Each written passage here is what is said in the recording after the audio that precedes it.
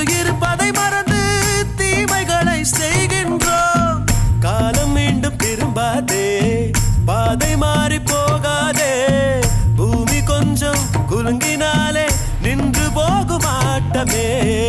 ஆடாத ஆட்டமெல்லாம் போட்டவங்க மண்